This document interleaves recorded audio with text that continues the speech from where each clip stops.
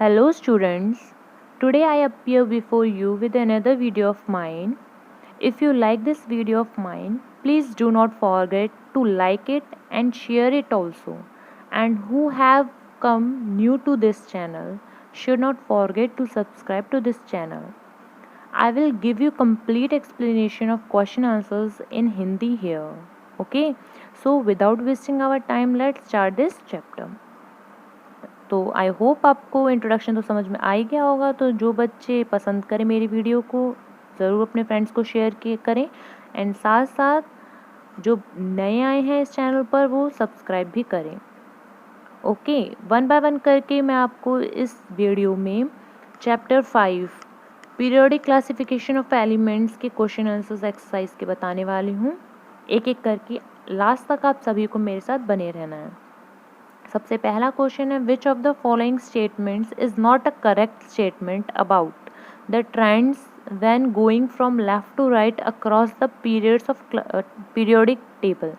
इसमें बोला हुआ है कि इनमें से कौन सी स्टेटमेंट है जो करेक्ट नहीं है, कि जब हम लेफ़्ट से राइट में जाते हैं पीरियड में, पीरियोडिक टेबल में, तो इनमें से कौन सी स्टेटमेंट है जो गलत है।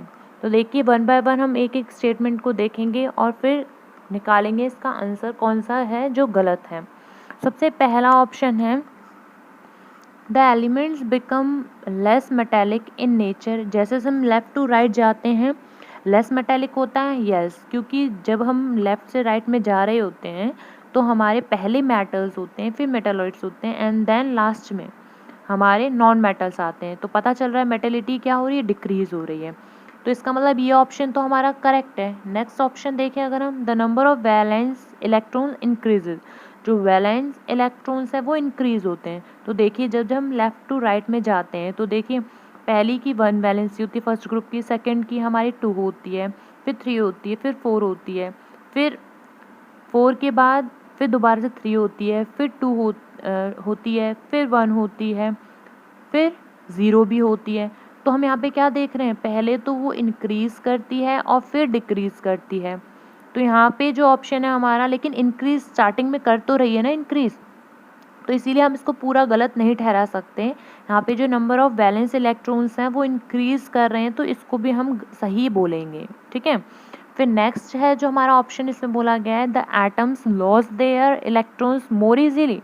क्या इलेक्ट्रॉन्स आराम से अपना लॉस कर सकते हैं, एटम जो है इलेक्ट्रॉन्स आराम से लॉस कर सकता है, बट ऐसा नहीं होता है। यहाँ पे जैसे जैसे मेटेलिटी डिक्रीज़ होती रहती है वैसे वैसे इनकी जो टेंडेंसी होती है लॉस करने की इलेक्ट्रॉन्स की वो और डिफ़िकल्ट होती जाती है। यहाँ पे मोर इजीली बोला है, इसका मतलब यहाँ पे जो ऑप्शन हमारा सी है वो एकदम गलत ऑप्शन है। ठीक है, अब देख लेते हैं यहाँ पे एक्सप्लेनेशन क्या है, कि जो एटम्स है वो लॉस करते हैं इलेक्ट्रॉन को मोर इजीली। ये हमारी स्टेटमेंट रॉन्ग स्टेटमेंट है, क्योंकि जैसे ही हम लेफ़्ट से राइट में जाते हैं पीरियड्स में, पीरियोडिक टेबल में, तो हमारी जो नॉन मेटेलिक कैरेक्टर है वो इंक्रीज़ होता रहता है, और नॉन मेटेलिक कैरेक्टर इंक्रीज़ होता है तो जो टेंडेंसी होती है इलेक्ट्रॉन लॉस करने की वो डिक्रीज़ हो जाती है, कम हो जाती है। ठीक है, इसीलिए आसानी से नहीं निकल पाते इलेक्ट्रॉन्स किसी भी एटम में से। इसका मतलब इसका ऑप्शन सी एकदम गलत ऑप्शन है इनमें से, और हमें गलत को ही चूज़ करना था, इसीलिए हमारा सी ऑप्शन है इसका। नेक्स्ट क्वेश्चन है, एलिमेंट एक्स है, ये फॉर्म कर रहा है क्लोराइड। एक फार्मूला है इसका XCl2, जिसमें कि एक सॉलिड है जिसकी हाई मेल्टिंग पॉइंट है। तो X would most likely to be in the same group of the periodic table.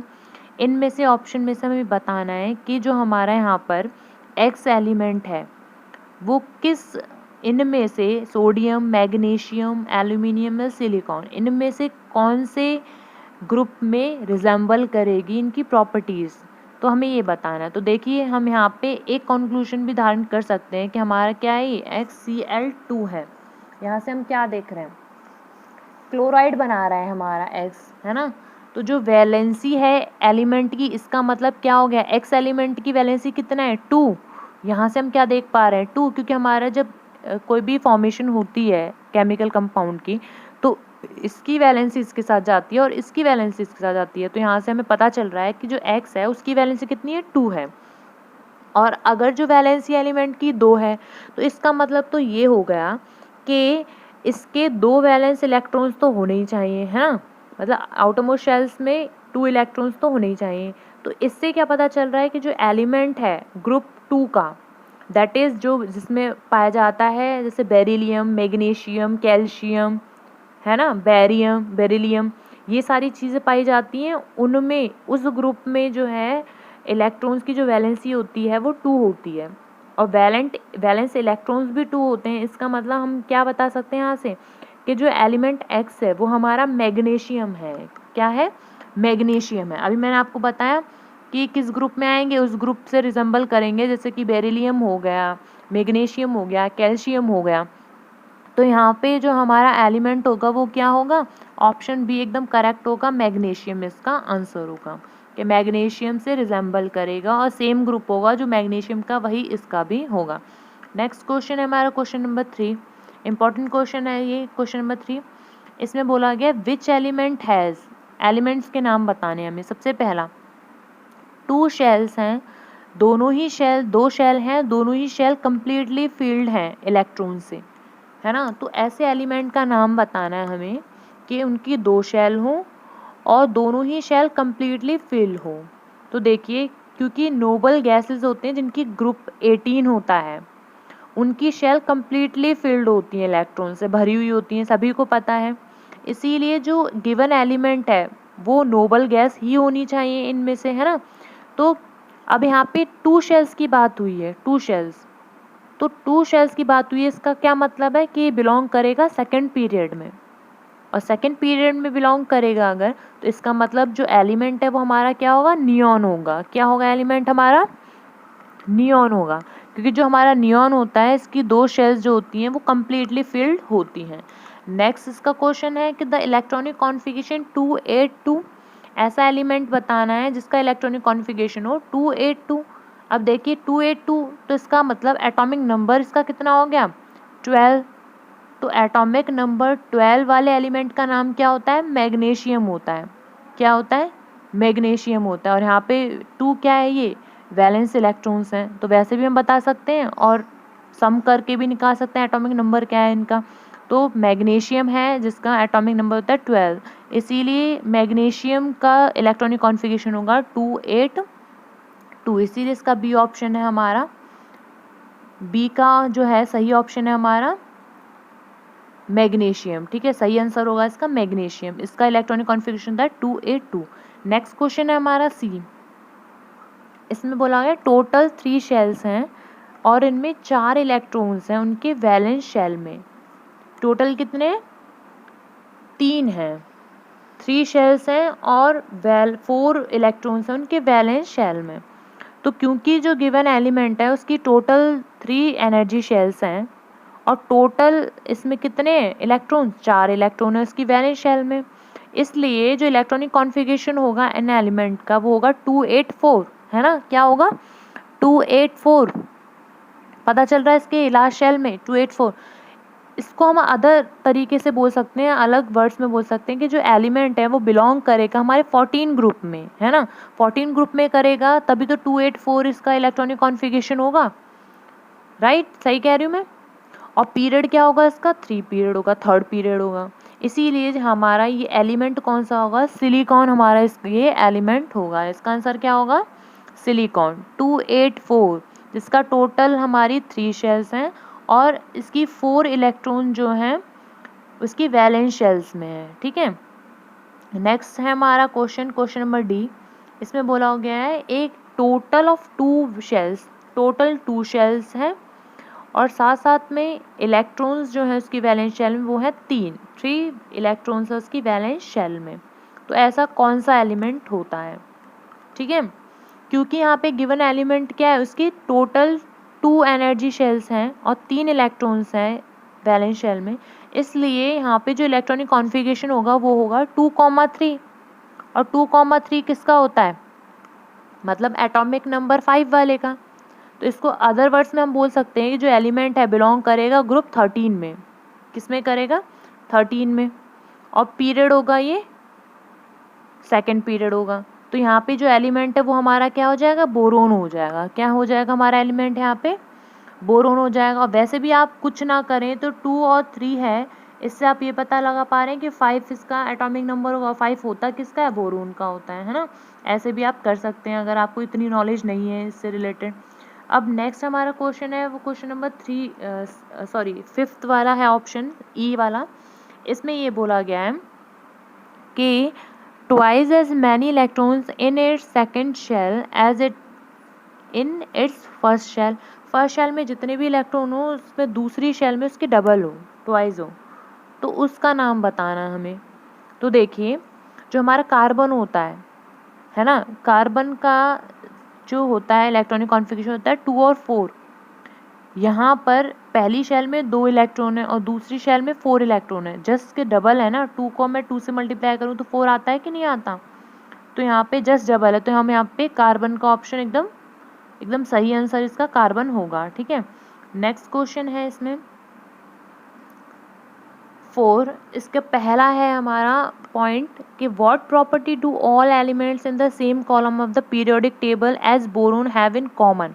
कौन सी प्रॉपर्टी सेम होती है सारी एलिमेंट्स की सेम कॉलम में पीरियोडिक टेबल के, जैसे कि बोरोन की हो कॉमन में? तो हमें इस तरीके से प्रॉपर्टी बतानी है कि कौन सी प्रॉपर्टी सारे ही एलिमेंट सेम कॉलम में हो जो पीरियोडिक टेबल में, जैसे कि बोरोन के में है, तो उनमें कॉमन चीज़ें क्या होंगी, कॉमन प्रॉपर्टीज़ बताइए।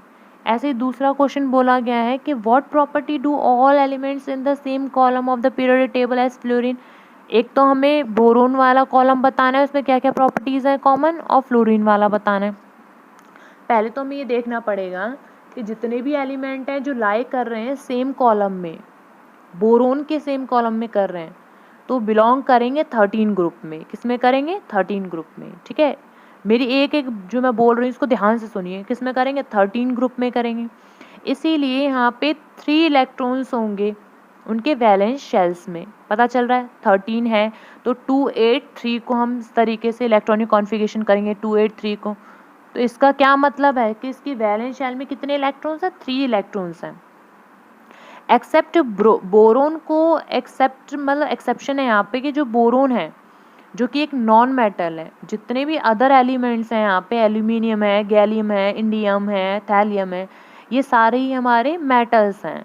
ठीक है, तो आपको आई होप समझ में आ रहा होगा जो मैं समझाने की कोशिश कर रही हूँ कि यहाँ पर जो हमारा बोरोन है वो हमारा क्या है? एक नॉन मेटल है, लेकिन बाकी इसी के अंदर जो आते हैं, इसी ग्रुप के अंदर बाकी के जो एलिमेंट्स आते हैं वो हमारे सारे क्या हैं? मेटल्स हैं।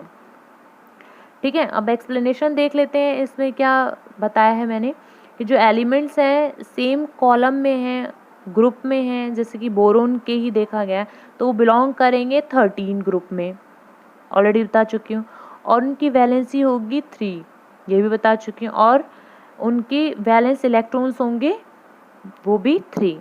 ठीक है, और सेकंड की बात करें, हम फ्लोरीन की बात करें तो फ्लोरीन में क्या कॉमन होगा कि जो एलिमेंट्स हैं जो फ्लोरीन वाले कॉलम में बिलोंग कर रहे हैं उनको हम बोलेंगे हैलोजेंस। क्या बोलेंगे? हैलोजेंस। 17 ग्रुप के एलिमेंट्स में आएंगे। ठीक है, 17 ग्रुप के एलिमेंट में आएंगे और इनमें 7 वैलेंस इलेक्ट्रॉन्स होंगे। 7 इलेक्ट्रॉन्स जो होंगे वो उनकी वैलेंस शेल में होंगे, इसलिए उनकी जो वैलेंसी होगी वो कितनी होगी? 1 होगी।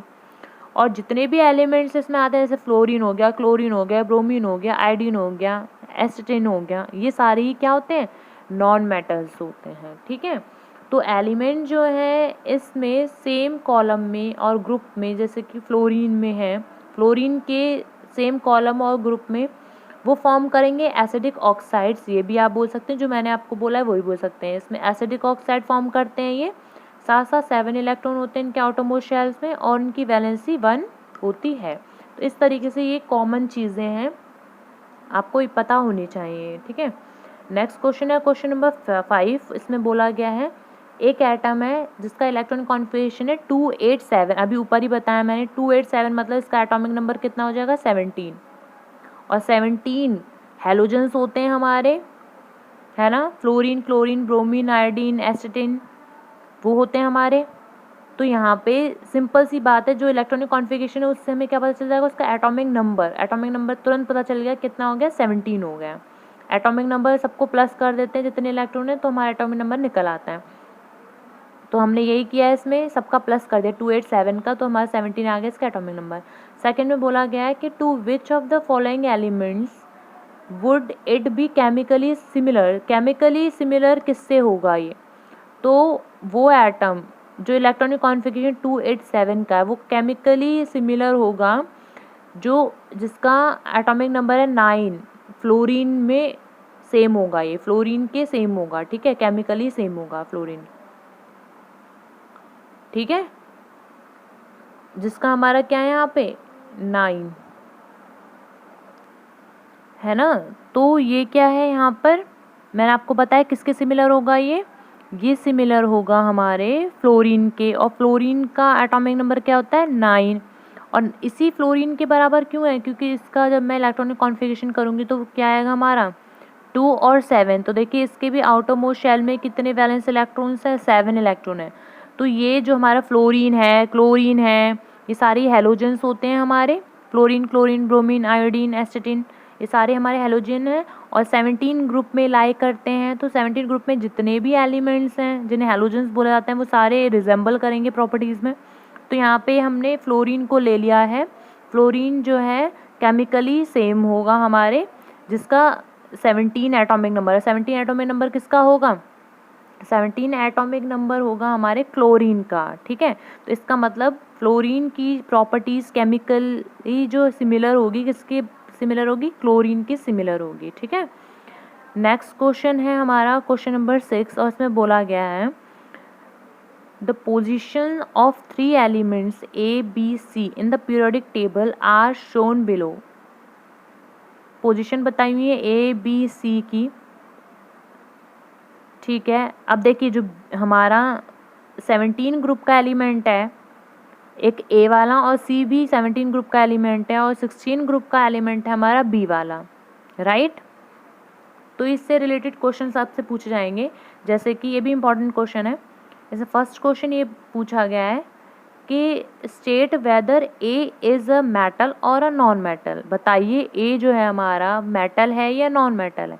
तो अभी आपको मैंने क्या बताया, 17 ग्रुप में लाई कर रहा है ये, ठीक है, और साथ साथ इसमें 7 इलेक्ट्रॉन होंगे इसके वैलेंस शेल्स में।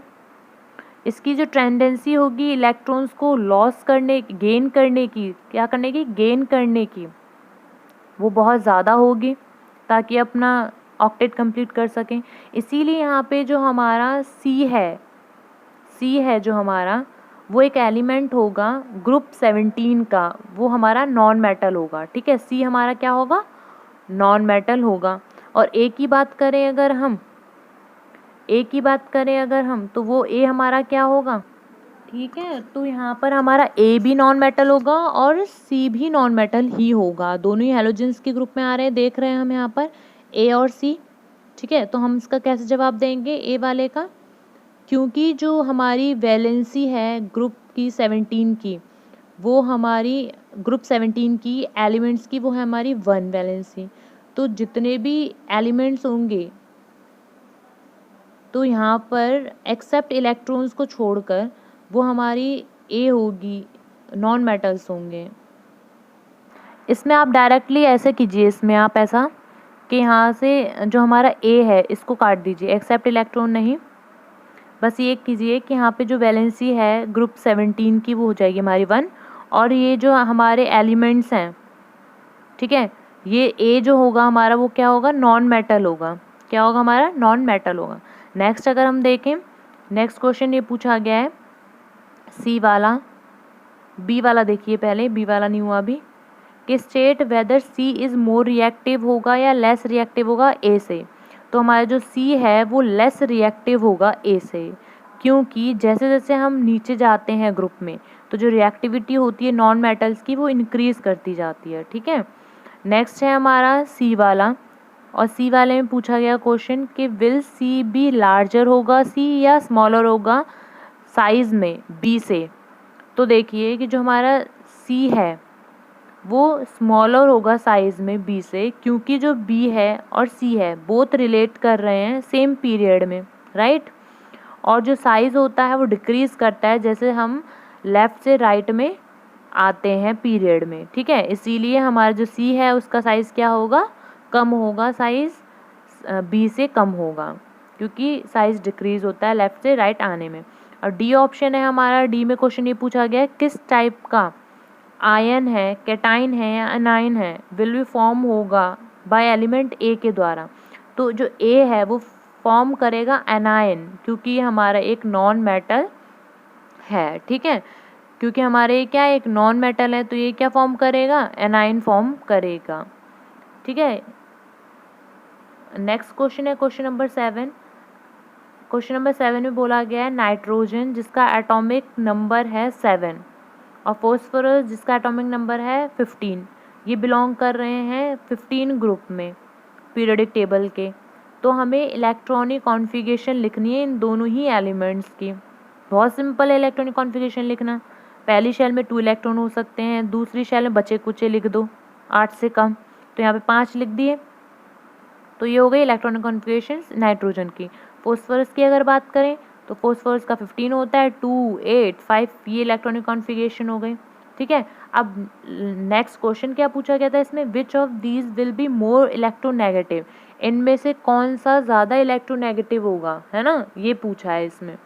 तो देखिए इसको कैसे जवाब देंगे हम, क्योंकि जो हमारी इलेक्ट्रोनेगेटिविटी है वो डिक्रीज़ होती है जब हम टॉप से बॉटम में आते हैं किसी भी ग्रुप में, इसीलिए जो नाइट्रोजन है वो ज़्यादा इलेक्ट्रोनेगेटिव होगा, ठीक है। कैसा होगा ज़्यादा, हमारा नाइट्रोजन ज़्यादा इलेक्ट्रोनेगेटिव होगा। और अगर आपसे यहीं पे क्वेश्चन पूछा जाए कि दोनों ही एलिमेंट नाइट्रोजन और फॉस्फोरस ये मेटल्स हैं कि नॉन मेटल्स हैं, तो आप इनका क्या आंसर बताएंगे, ये दोनों ही हमारे नॉन मेटल्स हैं। कैसे हैं, नॉन मेटल्स हैं ये, ठीक है,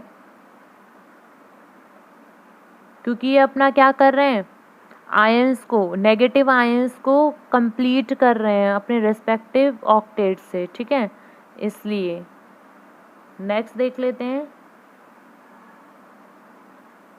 क्वेश्चन नंबर 8 है, how does the electronic configuration of the atoms relate to its position in the modern periodic table.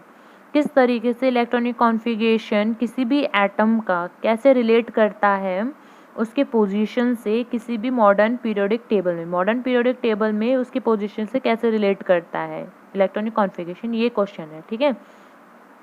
तो जो नंबर ऑफ वैलेंस इलेक्ट्रॉन्स होते हैं वो डिसाइड करते हैं कि जो एटम की पोजीशन है पीरियोडिक टेबल में क्या होगी, ठीक है, जबकि जो इलेक्ट्रॉनिक कॉन्फ़िगरेशन है वो डिसाइड करता है नंबर ऑफ वैलेंस इलेक्ट्रॉन को, कि उसके वैलेंस इलेक्ट्रॉन में आउटरमोस्ट शेल्स में कितने इलेक्ट्रॉन्स होंगे, वो होती है उसकी वैलेंस इलेक्ट्रॉन।